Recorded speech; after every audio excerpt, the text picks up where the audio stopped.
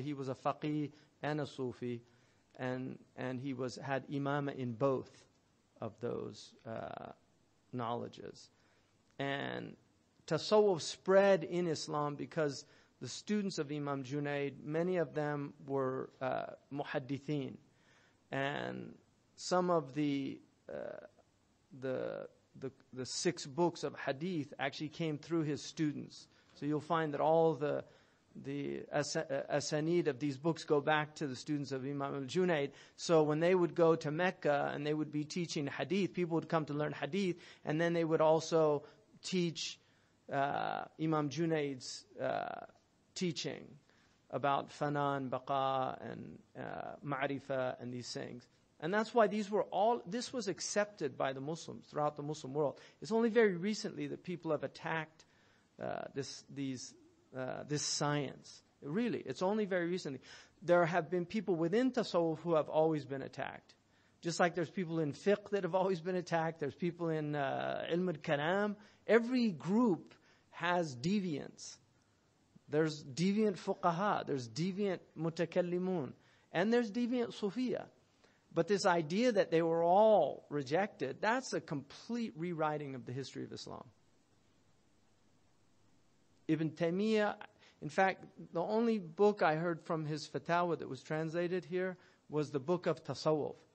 And I was told by one of the Turkish scholars that the reason they translated it was because they wanted Turks to know that all this thing about Ibn Taymiyyah being against Tasawwuf was wrong. So they just translate. Because anybody reads his book on Tasawwuf, or if they read Ibn Qayyim al-Jawziyah's Madarij al-Sadiqin, his commentary on Abdullah al-Ansari's famous text, it's all there. He's quoting Imam al-Junaid, he's talking about fana and baqa. So this idea that these things are alien to Islam is complete false doctrine. And it's wrong that it's been removed, because it's interesting because the people that attack this science are actually asserting what the Orientalists say. The Orientalists say that Islam is too primitive a religion to have a mystical doctrine from within its own teaching. It had to have borrowed this stuff from India, from the yogis, and from the Buddhists, and from the mystical Christians, and from the Jewish mystics. It couldn't have been from Islam. That's exactly what they say.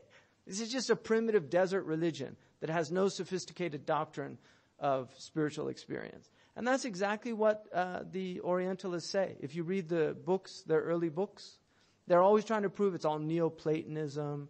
Ibn Arabi was a Neoplatonist.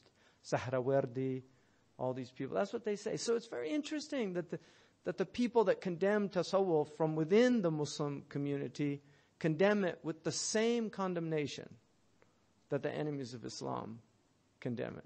It's very interesting. So